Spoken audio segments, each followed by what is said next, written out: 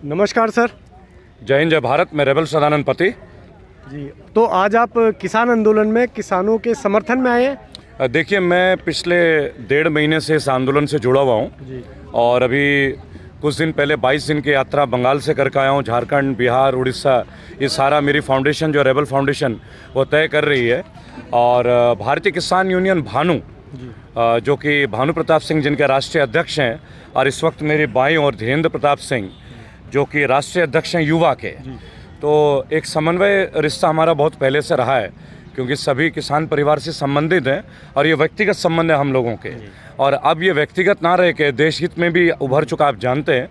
क्योंकि अभी थोड़ी देर पहले आपने AP सिंह साहब का वक्तव्य सुना, जो माननीय सुप्रीम कोर्ट के वरिष्ठ अधिवक्ता हैं, और उन्होंने इस किसान बिल के लिए याचिका भी डाली है। और 30 साल से वो ऑलरेडी लड़ रहे हैं। भानु प्रताप जी तो किसान आयोग के लिए लड़ रहे हैं कि किसानों का विधिवत फैसला जो वो किसान आयोग करे, कोई नेता क्यों करे। और मुझे लगा एक पत्रकार होने के नाते कि कहीं ना कहीं ये बात बहुत जायज़ है। जो बात हमें पार्लियामेंट में उठानी चाहिए थी, वो बाबूजी ने अपने मंच से उठाया, और बाबूजी ने तो अपने परिवार का सदस्य भी खोया है 2018 में। आपको कैसे लगा? आप फाउंडेशन चला रहे हैं, आपके हिसाब से सारा देश, सरकार, किसान या उद्योगपति सब एक है आपके हिसाब से, तो है ना? जी। आपने कैसे तय किया कि किसानों की जो मांग है वो ठीक है, और सरकार जो कह रही है कि ये बिल अच्छा है किसानों के हित में, और वो आपके हिसाब से गलत है? देखिए, मैं एक बात बोलूँगा, कोई भी व्यक्ति भारत से ऊपर तो है नहीं। भारत से हम है, हमसे भारत नहीं है। कहीं ना कहीं आपको ये बात समझना होगा, राइट? अब व्यापारी हो, चाहे कर्मचारी हो, चाहे फौजी हो, चाहे पुलिस के अधिकारी हो, चाहे किसान हो, चाहे जवान हो, है तो हम सब भारतीय, भारतवंशी हम पहले। और भारत की रीढ़ की हड्डी वो किसान है। भारत एक कृषि बाहुल्य देश है।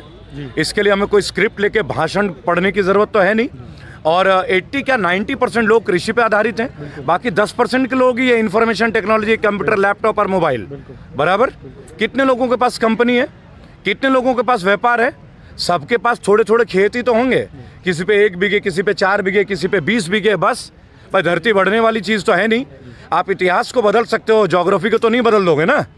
तो जब देश का अन्नदाता, देश के वो लोग जो हमारे पेट का पालन पोषण कर रहे हैं, नेताओं को कैंटीन में जो 1-1 रुपए में समोसे मिल जा रहे हैं, वो समोसे का आलू भी यही किसान उगाता है। वो 541 लोग बैठ कर हमारा विधाता बनेंगे क्या? तो मुझे लगा कि चिल्ला बॉर्डर हो, चाहे गाजीपुर बॉर्डर हो, चाहे सिंघू बॉर्डर हो, चाहे देश का कोई भी बॉर्डर हो, जवान और किसान अंततः यही परेशान है। सर, आप सिंघू बॉर्डर भी गए होंगे? जी। आपने देखा वहाँ पे सिंघू बॉर्डर और टीकरी बॉर्डर पे जी शर्जील इमाम जैसे लोगों के नारे लगाए जाते हैं इनकी रिहाई के। जी। तो क्या आपको लगता है कि वो वहाँ किसान बैठे थे? देखिए, मैं एक बात आपको बोलूँगा, आप शर्जील इमाम का नाम ले रहे हो। हमारे देश में कोई दोषी हो चाहे निर्दोष हो, क्या उसका अधिकार नहीं है कि कोई उसके लिए नाम ले ले? आपको ये भी एक आकलन करना। दोषी है उसका अधिकार नहीं है। मेरी बात सुनिए पहले, मेरी बात सुनिए पहले। दोषी माननीय सुप्रीम कोर्ट या कोर्ट करती है, दोषी मीडिया ट्रायल तो नहीं करेगी ना। दोषी तो हमें भी टुकड़े टुकड़े गैंग बता देते हैं। दोषी तो आप जैसे मीडिया की टीम ने भी कर दिया था कि किसान पिज्जा खा रहा है। इस बात का तय कौन करेगा? आतंकवादी बैठे, खालिस्तानी बैठे। जब आप अक्षय कुमार को केसरी में देखते हैं, 1 से 1.25 लाख लड़ा हुआ, अक्षय साहब सिख तो है नहीं। मेरे साथ के जो साथी यहाँ लंगर चला रहे हैं वो सिख हैं, तो फिर अक्षय साहब भी आतंकी हो गए, वो भी खालिस्तानी हो गए। उनको माननीय प्रधानमंत्री जी अपने साथ चिपका के क्यों बैठ रहे हैं? ब्रांड एम्बेसडर क्यों बना दिया जाता है उनको? देखिए, प्रश्न अगर हमसे करेंगे ना किसी एक व्यक्ति के ऊपर, और हमारे देश का संविधान सबसे पूर्ण है और संपूर्ण है। बात पूरी करने दीजिएगा, बीच में आप गोदी मीडिया की तरह नहीं बात करेंगे। सुनिएगा मेरी बात। देखिए, हमारा संविधान सबको ये मौका देता है, मौलिक अधिकार है, right to speech, freedom of speech, freedom of expression, basic amenities हमारे लाइफ के। अगर कोई अपराधी सुप्रीम कोर्ट घोषित करता है, वो सजा का ही तो हकदार होगा। लेकिन सजा, अगर कोई सजा याफ्ता मुजरिम हो जाए तो क्या वो देश में रहेगा नहीं? क्या उसे देश निकाला दे देंगे आप जब 14 साल के आजीवन कारावास या कोई भी सजा देते हो, पुनः लौट के क्या वो इंग्लैंड जाता है क्या वीज़ा लेके? इसी देश में रहता है ना। और चलिए, आपने शर्जील इमाम की बात कर दी। आप जरा मुझे ये बताइए, कुलदीप सेंगर कौन है? आपके गृह मंत्री कौन है? तड़ीपार के नाम से उन्हें क्यों बुलाया जाता है? आपके प्रधानमंत्री के खिलाफ किसका केस है? IPS संजीव भट्ट। क्यों जेल में IPS संजीव भट्ट? मैं उनका कैंपेन कर रहा हूं, तो मैं भी नक्सली हो गया? सर, जिनको आप तड़ीपार बोल रहे हैं, सुप्रीम कोर्ट ने क्लीन चिट दी या नहीं दी? सर, मेरी बात सुनिए। पहली बात, मैंने उनको तड़ीपार नहीं बोला। आपको ये बैलेंस ऑफ स्पीच भी करना पड़ेगा। उनको कहा जाता है। आप गूगल करके देखिए, जैसे मोदी जी ने चाय बेचा, आपने देखा कि आपका तो जन्म ही नहीं हुआ होगा तब, काफी युवा है आप, मैं तो 45 का हूँ, मुझे वो स्टेशन तो दिखा नहीं कि मोदी जी ने चाय बेचा। और मैं आपकी पत्रकारिता पे अब लठ गाड़ी दूं एक बार के लिए, ये बहुत आवश्यक आपके चैनल के लिए, क्योंकि लोग आपके चैनल को सब्सक्राइब भी करेंगे, शेयर भी करेंगे अगर आप जायज बात को करेंगे। एक व्यक्ति ने बोला 56 इंच का सीना, 6 फुट 1 इंच हूँ, 50 डिप्स यही मारूंगा खाना खाने के बाद, और 50 के 4 सेट, और 22 साल से वर्जिश कर रहा हूँ। 45 से ऊपर तो मेरा ही नहीं हुआ जी। मोदी जी कौन सा बेंच प्रेस करते हैं, सुनिएगा मेरी बात पूर्ण होने दीजिए, कौन सा बेंच प्रेस करते हैं और कौन सा डिप्स मारते हैं और पुशअप मारते हैं। जो 56 इंच का सीना तो दारा सिंह का भी नहीं था जी। तो आप अगर पत्रकारिता में करेंगे, प्रश्न क्या उठेंगे, हर व्यक्ति की बात होगी। ये नहीं कि मेरे लिए आप सवाल करोगे और उनके लिए डिस्काउंट है, डिस्काउंट नहीं चाहिए, खुल के टैक्स देता हूँ, खुल के वसूलूंगा। सर एक्चुअली उनकी जो बात की गई इसलिए की गई, जब कोई व्यक्ति बैनर लेके उस आंदोलन में आ रहा है, जिस आंदोलन को जी किसान आंदोलन, भारत का आंदोलन बताया जा रहा है, हाँ। तो उस पे आप क्या कहेंगे? आपको आपत्ति है क्या कि किसान आंदोलन भारत का आंदोलन नहीं? पहले तो आप मुझे ये बताएं। किसान आंदोलन भारत का आंदोलन है, लेकिन अगर उसमें उस कोई व्यक्ति अगर बैनर लेके, वो बैनर शर्जील इमाम के नाम से अगर बैनर है, वो शर्जील इमाम जो भारत के टुकड़े करने की बात करता है और जो जेल में है, जिसको भारत की सरकार ने जेल में डाला है जुर्म में, जिसने कबूल किया है, तो ये देखिए मैं एक बात आपको बोलूंगा, ये कबूल है कबूल है कबूल है, या निकाह तो पढ़ाया नहीं जा रहा है, पहली बात, ठीक है ना, कोई मायूस ना हो मेरी बातों से। और आपने बोला उन्होंने कबूला है, बराबर। आप में से किसने कितने लोगों को देखा? सबने बोला डॉक्टर काफिल खान मुजरिम है, NSA लग रहा था। कैसे डॉक्टर काफिल खान बाहर आ गए जी? अब मैं आपको बता रहा हूँ, 14 जुलाई का डेट था प्रयागराज हाईकोर्ट में, और जानबूझ के तारीख चेंज की गई कि सैनिटाइजेशन होगा ताकि डॉक्टर काफिल खान की तारीख और विलंब हो। इस तरीके से हर उस व्यक्ति के बारे में रोक टोक की जाती है जो सरकार के विरुद्ध अपनी आवाज़ को उठाता है। चलिए मैं आपसे एक बात पूछना चाहूँगा आपका चैनल का, क्या आप मानते हैं कि हमारे फौजी देशभक्त हैं? नहीं है। बहुत नहीं, हाँ या नाम है? आप भी एक है, आप मानते हैं CRPF, CISF और हमारी जो पुलिस के अधिकारी हैं ये भी देशभक्त हैं? हाँ। है ना?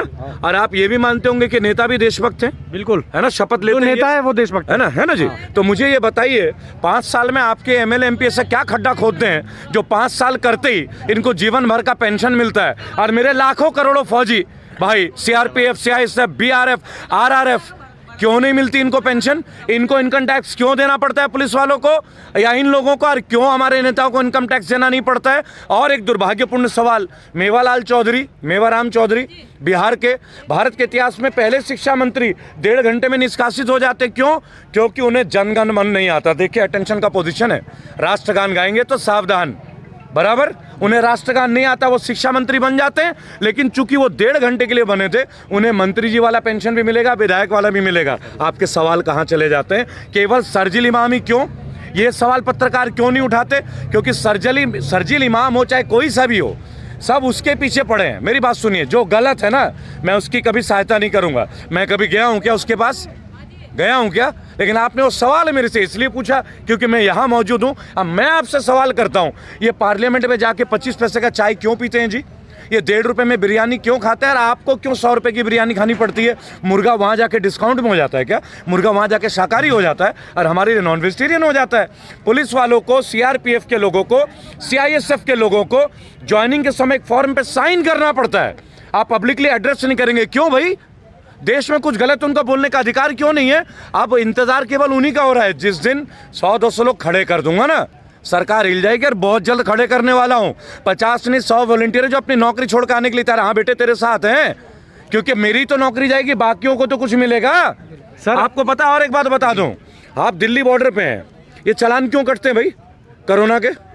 50 रुपए का मास्क, 10-10 रुपए का मास्क क्यों नहीं? 50 रुपए का चालान करो और 10-10 के 2 मास्क दे दो। 2000 का चालान क्यों है भाई? क्यों है 2000 का नोट लेने का? साला कोरोना में भी हमसे लोगे आप, कोरोना में भी इनकमिंग आपकी है, हमारी आउटगोइंग है, और हमारी इनकमिंग बंद है, हमारे देने के लिए आउटगोइंग चालू है। अब आप सुनिएगा, ट्रैफिक पुलिस में मैंने एक व्यक्ति से पूछा, दिल्ली पुलिस के अधिकारी से, बोला भाई साहब मत पूछिए, बुरा हाल है। मुझे भी बुरा लगता है अपनी लोगों से लेना, लेकिन व्हाट्सएप पे मैसेज आते हैं, आज कितने चालान, ये कौन तय करता है? कौन तय करता है? सरकार, सरकारी तंत्र, सरकार के लोग। उनके ऊपर सवाल उठाइए। ये 2-4 जो लोग हैं ना, टुकड़े टुकड़े गैंग, फलाना गैंग, इनको क्या हाइप करोगे? इनको तो मीडिया ने पहले ही जेल में घुसा दिया। अब क्या जेल में आत्मदाह करा दोगे उनकी? उनके भी तो परिवार होंगे। कुछ तो सोचो, उनका परिवार भी कैसे जीता होगा। हर परिवार में, सारा परिवार तो गंदा हो नहीं जाता। 5 उंगली बराबर होती है क्या?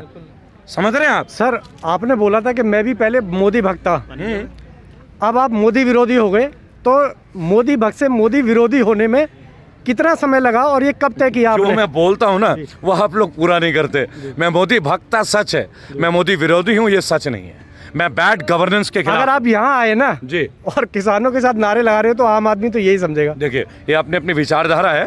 ये आम लोगों ने मोदी जी को वोट दिया था। मोदी जी सड़क पे चाय बेचा करते थे, हमने सड़क से उन्हें संसद पहुंचाया।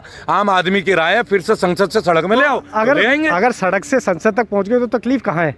बता रहे। अगर कोई गरीब आदमी अमीर बन जाता है तो इतनी तकलीफ क्यों होती है? पहले कहते हैं गरीब अमीर होना चाहिए, अगर गरीब अमीर हो जाता है तो तकलीफ क्या है? ऐसे बाबा रामदेव को गाली देते हैं। फंस गए आप। आपने बोला गरीब आदमी के धनवान बनने से क्या है? इसका मतलब आप मानते हैं कि मोदी जी धनवान हो गए? पहली बात तो ये स्पष्टीकरण मैंने सड़क से संसद वाली बात पे कहा है। भाई, सड़क से संसद तो मोदी जी भी गए, मेयर आप तो गए नहीं है, तो इसमें तो वो भी आते हैं। एनीवे, ये हमारा एक छोटा सा ह्यूमर है, आपस में मुस्कुराना चाहिए। मैं सबके साथ हंसता हूँ, किसी के ऊपर नहीं हंसता। मैंने अंग्रेजी में पढ़ा है, मेरे प्रिंसिपल फादर गॉलवर्ट, सेंट मैरीज का मैं छात्र हूँ। Always laugh with others, never laugh at others. अब सुनिए मेरी बात भाई, यहाँ जो लोग बैठे हैं ना, ये आक्रोश में नहीं है, ये अपनी भावना प्रदर्शित कर रहे हैं। किसी किसान ने किसी को मारा क्या? किसी किसान ने किसी को गाली दी क्या? नहीं। शरजील इमाम के समर्थक के लोग आ गए, सड़क तो खुली है ना, कोई भी आएगा ना भाई। हम प्रशासनिक अधिकारी तो है नहीं, ये तो प्रशासनिक अधिकारियों का काम है। कोई गलत व्यक्ति आ रहा है, उठा के डालो भाई अंदर। हमने आपको कौन सा हाथ में कटघड़ी पहना दी है? लेकिन उसका उल्हाना आप किसानों का ना दें। आपके मीडिया के कुछ तमाम साथी हैं, ओ GTV वाले यार, और पता नहीं कौन से ऐसे कुछ होंगे, कंफर्म नहीं है भाइयों। गोदी मीडिया बोल दीजिए। नहीं, कंफर्म नहीं है। लेकिन कुछ लोग थे जिन्होंने बोला अब किसान ने खाया पिज्जा, किसान के लिए बन रहा है ताजा बर्गर, है ना, अब बादाम। तो मुझे ये बता दीजिए, क्या है ये पिज्जा, क्या है ये बर्गर? मैदे से बना हुआ। मैदा कहाँ से आता है? गेहूं से आता है। आप उसमें कॉर्न, मक्के के दाने डालते हैं, कुम्मी यानी मशरूम डालते हैं, आप उसमें चीज डालते हैं, दूध से बनता है। ये सब कौन? वो इसलिए क्या है? क्योंकि महंगा होता है ना। नहीं, मेरी बात सुनिए, महंगा नहीं होता सर, इतना महंगा भी नहीं है। डोमिनोज में 50 रुपए का पिज्जा है, किसान 50 रुपए तो मैनेज कर ही लेगा। इसका मतलब आप ये तो मानते किसान गरीब है, तो हम इसीलिए बैड गवर्नेंस के खिलाफ है। मेरा किसान गरीब ही क्यों है, अब आपने साबित कर दी जी। चलिए, बहुत बहुत धन्यवाद, आपसे मिलकर बड़ा अच्छा लगा।